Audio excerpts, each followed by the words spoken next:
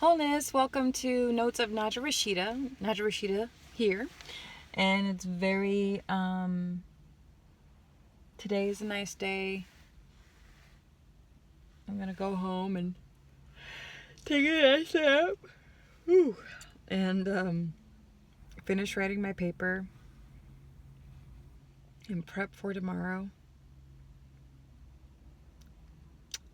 I have a little bit more energy than I have had. It's hard for me to make videos at night, so I'm trying to plan ahead. Plan way ahead. So today's topic, Christ consciousness. You are always welcome to enter the light within the light. You're always welcome to enter the light within the light. I'll have to say that, because I know I made some comments about religion being the only true religion is control in my previous video, but I will say this: there's also beauty in religion, and I think it's more of an experience. That beauty is more of the experience that one has with. It's such a personal experience that you have with the all, and like you can't get this feeling of ecstasy and pure bliss just by reading pages from a book. It is, when you feel it within your heart, regardless of whatever religion you choose to believe in or practice, nothing can take that away. So my experience with Christ consciousness, I would say as a musician and as a singer, classically trained in opera, one of the many different groups, musical groups that you're part of in music school are choirs and ensembles, orchestra ensembles, chamber music, all that. And I participated in, a cappella and chamber singers. Chamber singers was a kind of a branch off of a cappella. You took the most talented and the most, music majors who are serious about building a music career, and you would sing, and it's a much smaller group, but we sang more difficult pieces. But anyway, I will say this: a lot of the European composers in classical music, all the way back to Gregorian chant, through Baroque, through classical period, through Renaissance, through contemporary, many of the composers created many of their masterpieces was for the celebration of the Almighty, of Christ consciousness, and and Jesus and God, and the glory and the victory of such a profound phenomenon.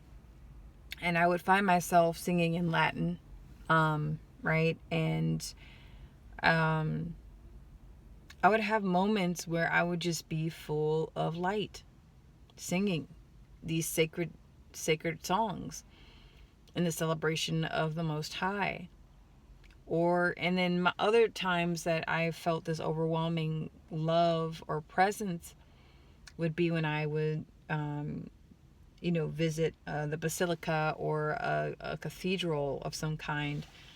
And it was just a very profound experience.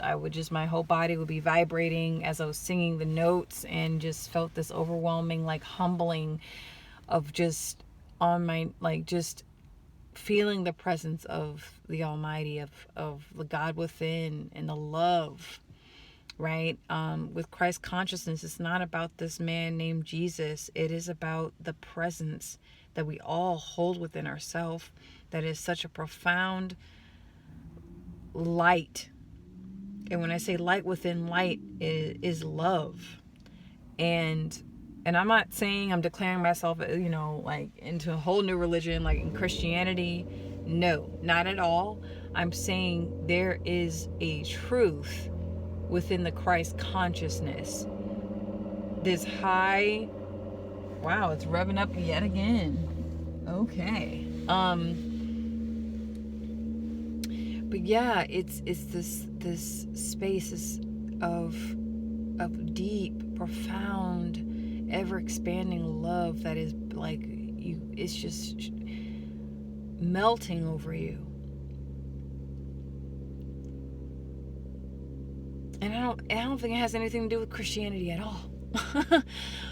I really don't. I don't, it always kind of freaked me out how Christians kind of worship Jesus.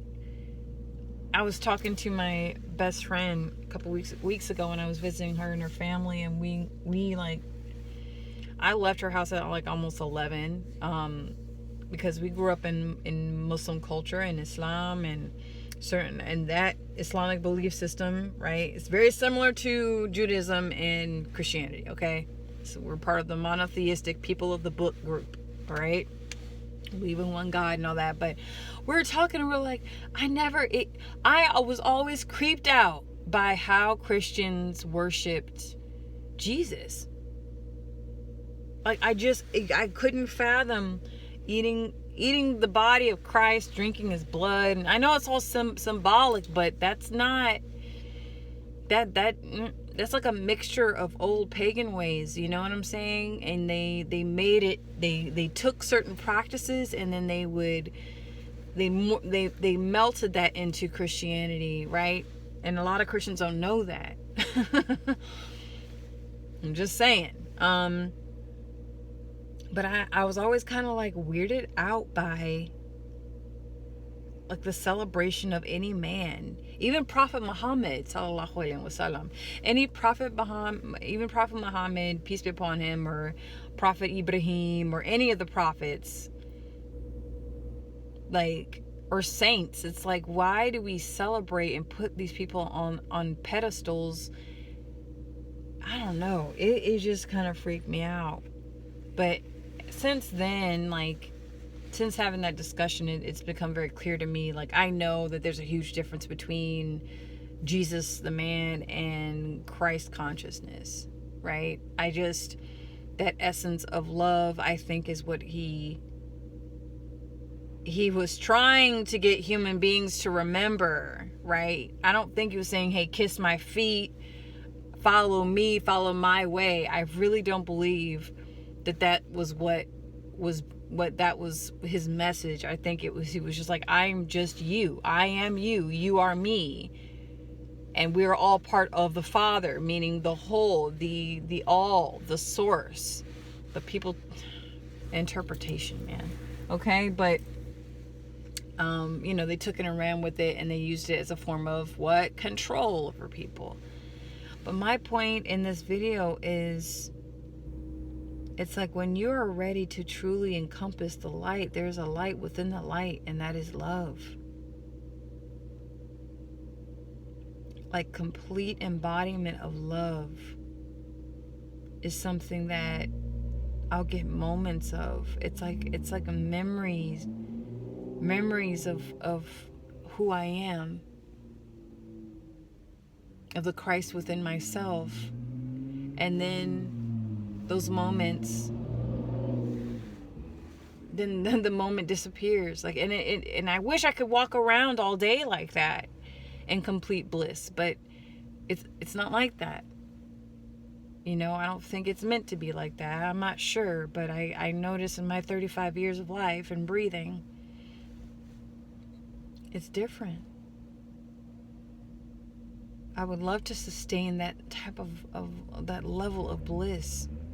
And I think that's where saints get the name saint, right? Because they can sustain that type of frequency for prolonged moments of time. You walk into a room, they don't have to say anything. They're felt. Seriously. I feel like Jesus had that same effect. He didn't have to really say anything. People were just like, they touched his robe and they started having visions. Right? And who wouldn't want to be that? Who wouldn't want to encompass that all day, every day? So I asked myself, well, then what's keeping me from embodying this realization that already exists within myself? Is it my ego? Is it unhealed trauma? Maybe all of that. I don't know. I'm not sure, but I'm willing to investigate.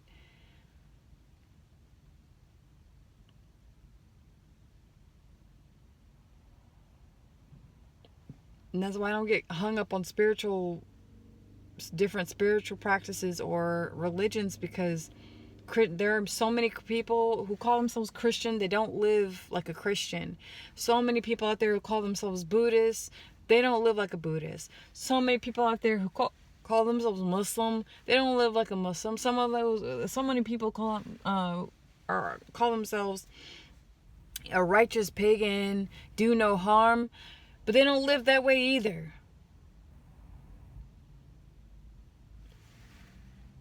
It is the essence that you carry that dictates the love you're able to share. And it's up to us individually to make that choice, to create that space for that love to flow in and out and all around us. And that is a challenge. That is the biggest challenge in this life for myself. How does one bask in how does one embody love in a world like this? Fearlessly.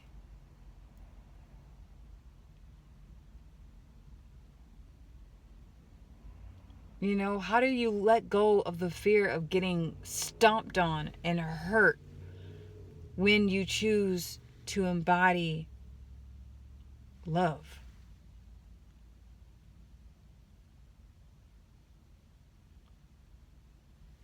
I wish I could embody my true nature in such a way. But I find the reality here is so dense and so heavy and so dark and dank. You get eaten up by life. If you're one of those beings who just chooses to embody your light,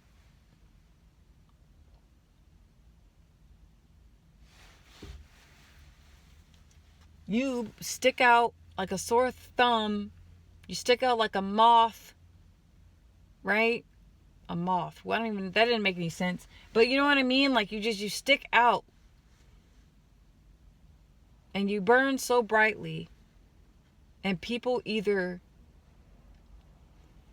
attach themselves to you and suck up all that energy, or they try to douse you out. They try to burn the light you carry out, or you no longer shine. Would I be a fool to embody that and embrace that? Embrace my true nature, knowing that people are at the ready to extinguish my light, or to, activate their parasitic nature and to suck the energy that I'm giving off without giving anything in return?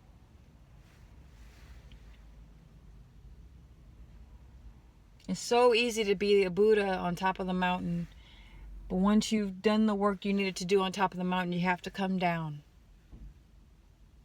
That's the true test of how powerful and strong you are and what you can be. Can you sustain yourself among the reality that faces you?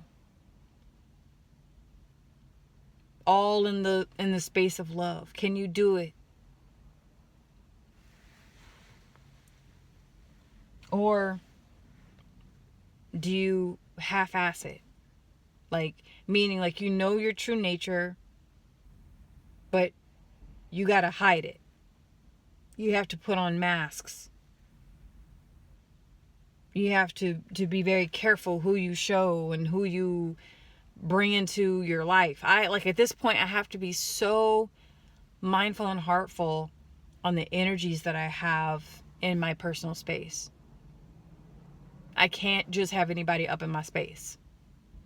It's one thing that I go to Like, when I'm in the mindset of service and teaching and education, or if I'm working in a healthcare facility, that's one thing, because I'm actively, intentionally choosing to bring my service, my purpose to that area and to that populace to help them in whatever capacity. But it's a whole nother thing when I'm in my own space, my own, paradigm, and then people want to come in. That's something, a reality I have a really hard time being honest about, because I want to have friends over, I want to have people, or I want to go and do this with family, I want to do that, I want to do this. But if you get to a point in your life where you really have to embark on what I'm embarking right now in my life, it ain't for everybody, and I'm not putting myself on this pedestal by no means, but to embark on this kind of journey is lonely. It can be lonely, but loneliness is only how you perceive it.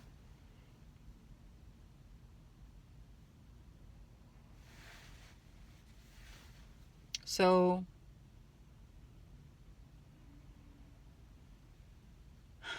that's why it's so important that you activate the light within the light, because then that's all you really need.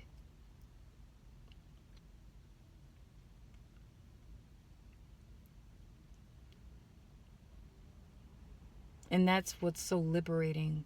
And that's what I desire to get in touch with, the light within the light. It's one thing to be attracted to the light. It's one thing to bring it into your life, but it's a whole other thing when you are tapped into the light, then you go within the light, and then you then become, and you then see what's really there, waiting for you all this time, just patiently waiting for you.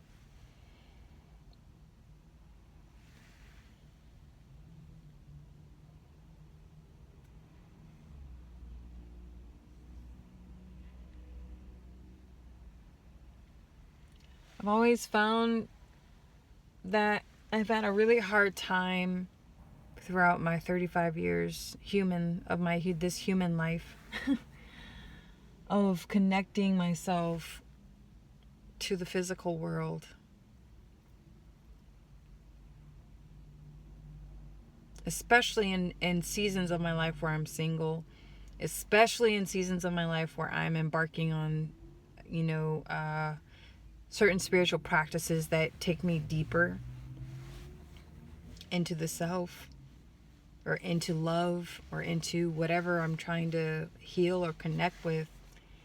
The more centered I become with that, and grounded and integrated, I pull in these higher parts and lower parts of myself, and I encompass and I integrate it into this reality, the less connected I feel to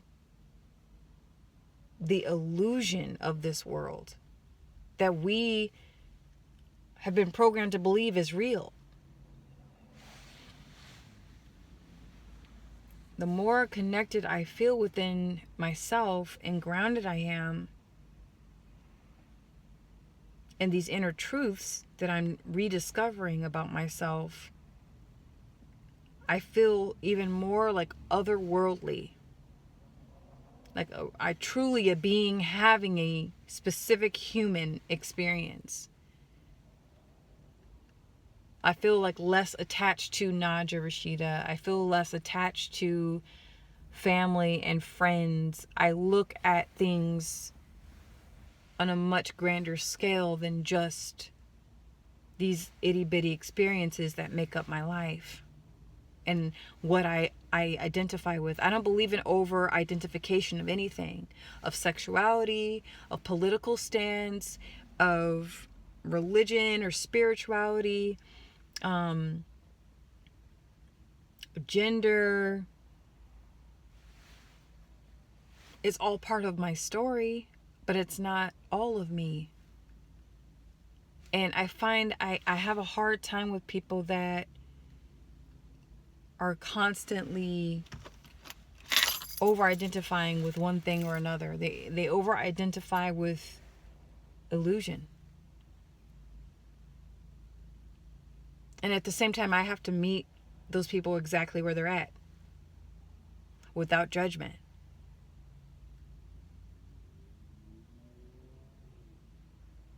So yeah, I am I'm accepting my true nature more and more and more through patience.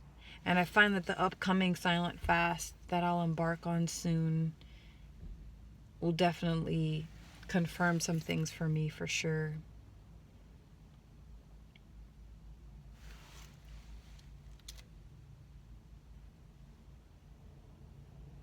But yeah, we are always welcome to the light within the light.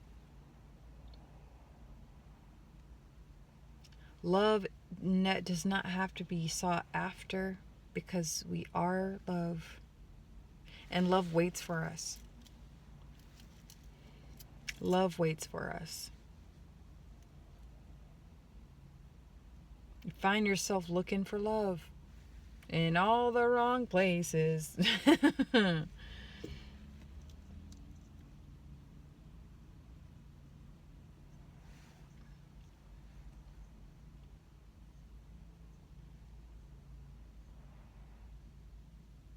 Yeah. All right, thank you. Let me know what you think. I got to get going, but it was nice, the self-reflection and all that other stuff. Let me know what your thoughts are. As always, have a good day.